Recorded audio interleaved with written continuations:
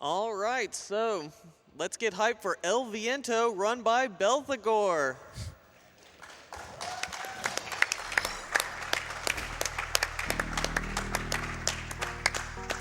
Hey there, folks. Howdy. I'm Bell, and this is my game.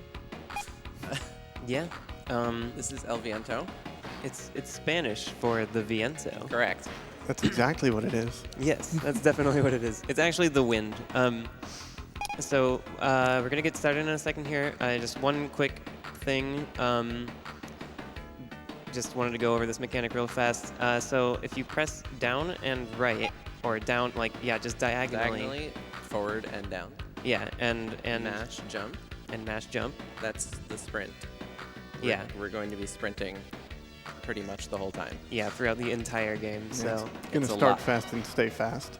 yeah, this is a very fast-paced run. We'll maybe have time for one donation if things go well. But anyway, I'm ready. yeah, sick. Okay, well then, let's count it down. Okay. 3, 2, 1, go. Alrighty, so we're going into this first stage. We got a lot of these trench coat friends here. We'll get through them with some boomerangs. So main character is Annette. She has 2 boomerangs that she can use. There can only be 2 on screen at a time. And a lot of those first enemies there are just 1 boomerang enemies. So yeah, got a little heavy platforming section here, and some more of these trench coat guys, and some quick jumps up here. This room has extremely tight timing. That was extremely good. I've never made that timing before, so this Cars. Yeah, the cars. There are 4 of them. They can really lag the game a whole lot, and they also can create a bunch more, sort of throw out guys, as you might have seen there. So they can really slow you down, but as long as you're all the way at the far right of the screen, as soon as you finish off the last one, you can move on to the next screen, which Bell did. So, yeah.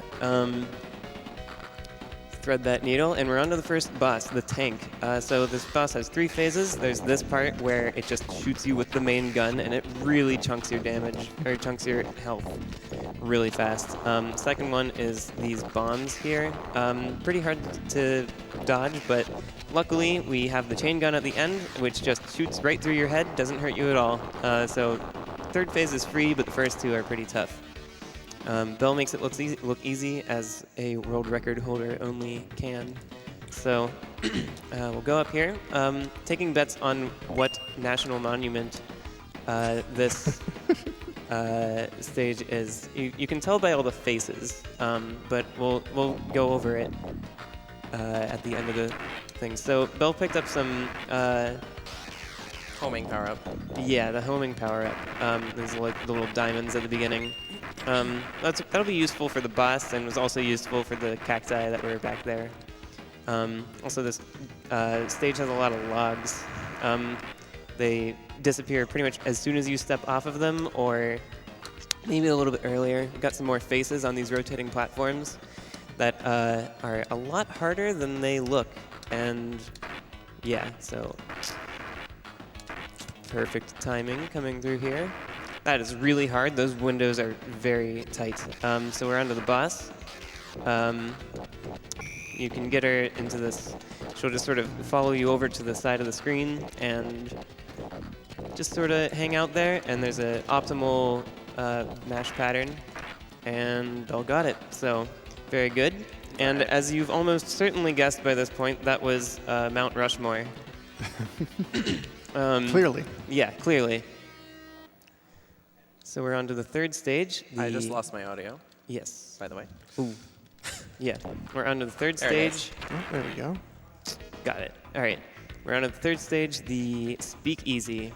So this game I think takes place in the 1920s, 1930s-ish. So Thereabouts. got a lot of references to that sort of thing. This stage has some of these exploding barrels. We saw a little bit there, and now we're in the basement or the sewers beneath the Speakeasy. I'm not sure. Got a little bit of a Mario-style shortcut there. There's a lot of these mice here.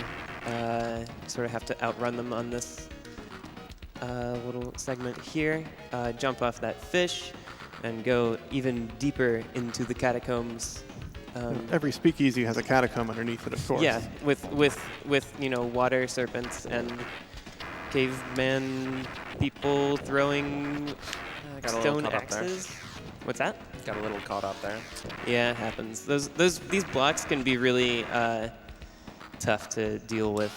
So we got some water serpents. Nice. Wow, that was a really fast kill. There are 3 of these, and this is why we pick up the homing power-up at the beginning of the stage. Almost there. Nice. All right, and now you'll see that the timer has just run out, which means that Belle's boomerangs are no longer homing. Also, Belle just got the Water spell. water spell, yeah. So we can use that right here in the boss. This boss is really tough and very laggy. Yeah, so we'll use that to sort of like the little watermelons that are like attacking you, and then the main thing that you actually have to kill is the orange circle in the middle. Which looks like they'll get the 1 cycle, which is a pretty good fight there. That is So- an extraordinarily tough fight, too. Yeah, that Just is very Trying hard. to go into that casual is a nightmare. And the longer you do it, the more projectiles it creates, and the more it lags. Speaking of lag and projectiles, killing these hang glider guys up here for the same exact reason. And we've got our good friend Pixel Squid. Yo, what's up, Pixel Squid? You might have missed him, but that's okay because we got another. And our dolphin is a good pal and comes back for us whenever we fall off. So 1 more Pixel Squid, and then we can sprint through the water onto the oil tanker, which is one of the few well-named stages in the game. Missed a little bit of a wind spell there. So the wind spell is that big like sort of wave thing that Belle's casting. So you select which ability you want to cast by holding the ability button longer. So yeah, this is a very interesting sort of platforming section here, just platforming and sort of fuses. You know, as you do whenever you have an oil tanker, you definitely connect all of your oil cans together with a fuse. Just, you know, makes sense, just industry practice. So we'll light the fuses and get rid of all these oil cans. And yeah, so if you have time for 1 donation, real fast, might be able to grab that. We do have an anonymous $10 donation. Did not leave a comment. I'd also like to remind people that there is a bonus game, Half-Life Any %, and we need $50,000 to meet that. Ooh, yeah. I was learning part of that run earlier today. So we've got to fight this meatball here that shoots electricity at you, naturally. It's a spicy meatball. There's an optimal boss pattern. Whoa. I died. Belle died as well as the meatball dying. I've actually never seen that happen. It happens a lot. Oh, well. We get to see our good friend Pixel Squid some more, so that's pretty rad. Wow. Maybe 1 more donation. This is just a really good level, and I really love Pixel Squid. I jump at the chance to see them at any point, so. He's so reasonably sized on screen. Yeah, he's extremely pixelated. I'm not sure what's up with that. So you'll also know that Belle is throwing a lot of fireballs. As okay, you right. continue through the levels, you'll your MP recharges much more quickly. So yeah, your character levels up after each boss fight. This is probably the longest level in the game, so it's actually really unfortunate that I died. Yeah, that's okay though. It happens. Marathon luck and all that. not watching your health and all that. Yeah, it happens. Yeah, there's a lot of backup health pickups in this stage, but they're very slow to pick up.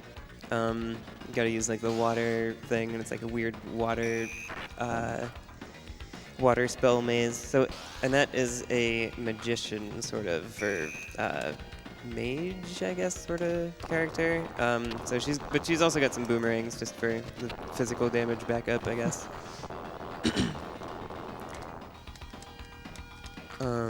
So yeah, a lot of these fuses are pretty generous, but there's a section coming up here that's pretty tight.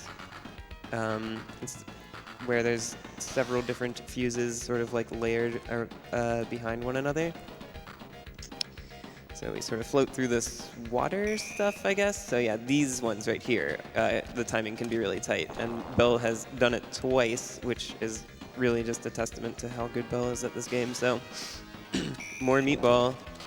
Let's not die this time. Yeah, I believe. Keep the dream alive. It's really my mistake. Yeah, there you go. Look at all that health you still have. That's how it should look. Yeah. That electric thing deals deceptively large amounts of damage. It's very rude, actually, that it lost like a lot of the health. I don't know. Anyway, so yeah, taking bets again on what stage this is, or what particular area that this part is based in. Reminder that there are gargoyles and a large castle. So yeah, these bats, or whatever they are, bug things, these are the first time that we encounter these, and they pretty much continue to troll us nonstop in every stage that we encounter them. New spell. Yeah, new spell. Belle just got the explosion spell. Aw, dang. There's a really cool setup to kill both of those Worst boss in the game. neck things. Yeah, so this bubble bus steals your boomerangs. So you can sort of see there's one in one of the bubbles right now, and then to get it back, you sort of just need to use a spell. That's actually pretty good. That was pretty good. Yeah, it was fast. Yeah. That boss can That really, boss can take forever. can really just, 'cause it can only be hurt with boomerangs, but then the bubbles, which are not part of its health, will steal your boomerangs, so it's pretty tough. So the castle level, by the way, was the Grand Canyon. Which I remember from being, going to the Grand Canyon as a kid. So we just got our fifth and final spell, the sort of needles. We got it just in time for this boss fight, where we will not use it at all. So this is a deterministic pattern. It's always the same. And you only have to hit the boss one time in the box. And the pattern is right, left, right. Yeah, right, left, right. Which I have messed up numerous times in my attempts of running this game. This game is really hard, actually, like very, very hard. You really need to manage your health correctly, but this boss is not one of the hard ones. Though I have died on this boss more than on the next boss. So we're now on the airship. If you see a green thing fall, yeah, like that, that's actually one of the people who's manning the gun turrets on it. So that's pretty brutal. This is the easiest boss in the game. We just sort of charge the needle, jump up on these platforms, and shoot it at this here, and they sort of just swarm around it, and easy as pie. Cool, so last stage of the game, pretty long one also. It's got a lot of these switch puzzles and a lot of bats, still, or I keep on calling them bats. They're kind of like weird large insects. So yeah, we'll keep on going through there. That was very fast up that. That platforming is pretty hard. And these elevators are also very rude. They like to go up when you don't want them to, and they like to stay up when you don't want them to. This one's just gone. Oh, yeah, there it that is. one's really being a jerk. There it is. There we go. So yeah, these bats, the longer that you spend just like standing, the more they seem to just like descend upon you.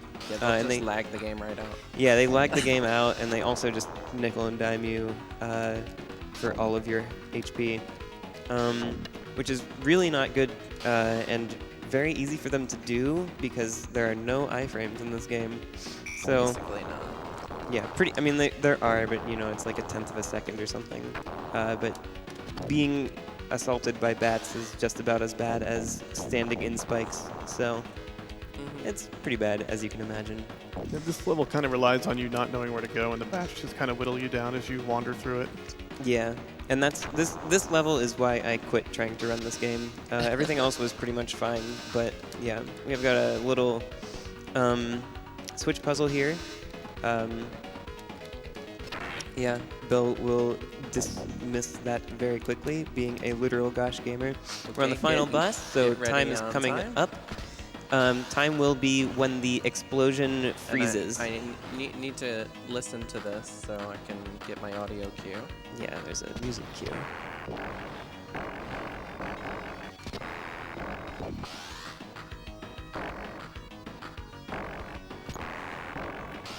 That was it. That was it? Cool. Yeah, you can hit the head of this boss while it's underneath the ground. Which actually is something that's not even included in the task of the run. Belle and I have considered tassing this, or sort of started work on tassing this. And It's like one hit. time.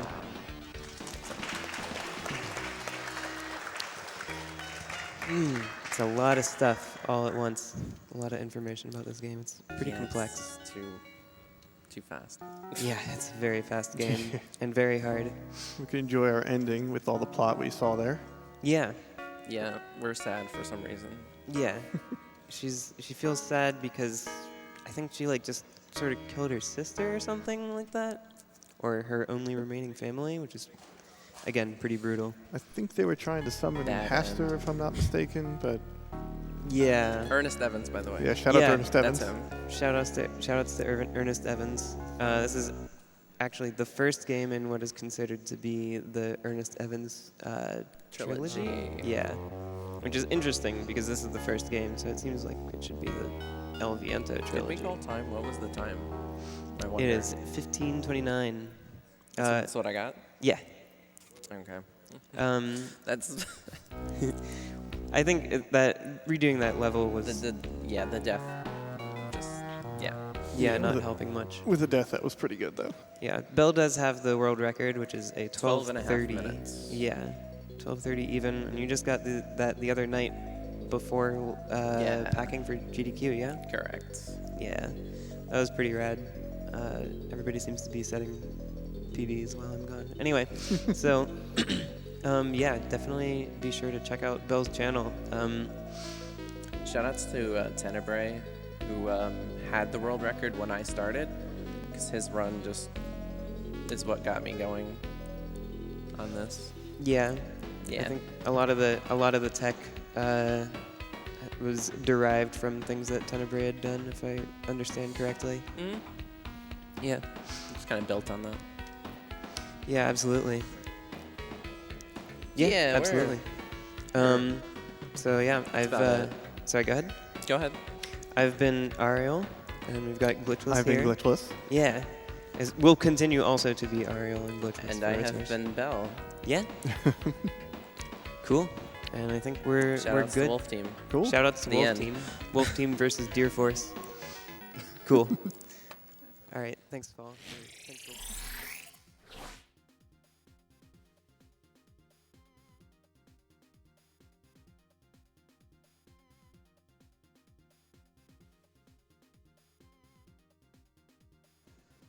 All right, I am going to get out of here. I'm going to turn it over to Proto Magical Girl, but I will be back for when PJ plays Bionic Commando Rearm 2. Hopefully we get that hype mode incentive met by then.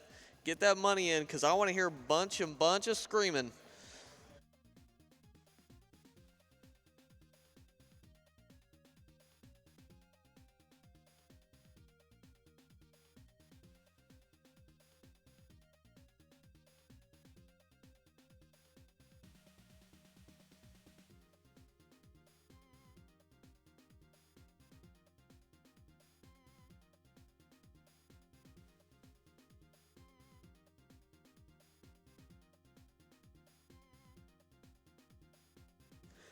Good morning, Summer Games Done Quick. It is 7:38 p.m. Bright and early. I got 2 hours of sleep because of Biomiracle Bakute Upa, and I am living the dream. Hope everyone is doing well. Keep those donations coming in.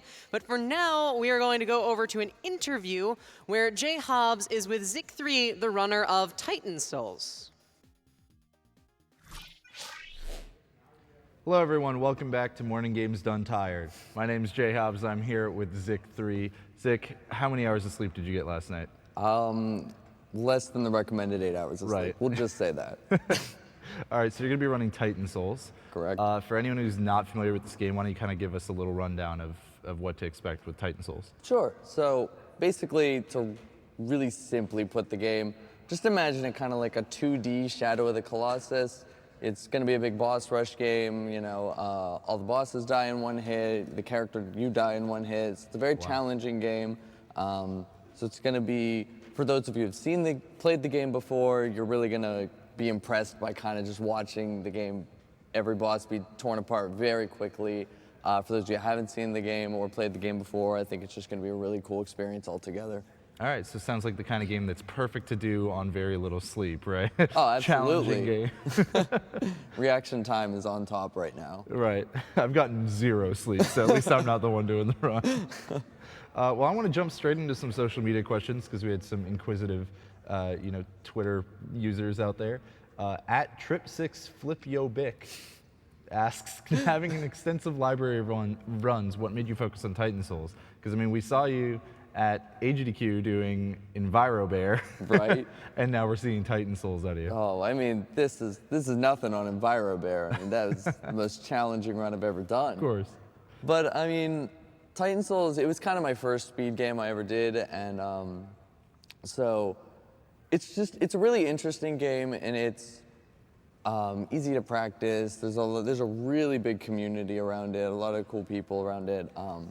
And so it's kind of been something that I kind of got into at the beginning and has kind of been growing over time as a community. So it's kind of just got a really big special place in my heart.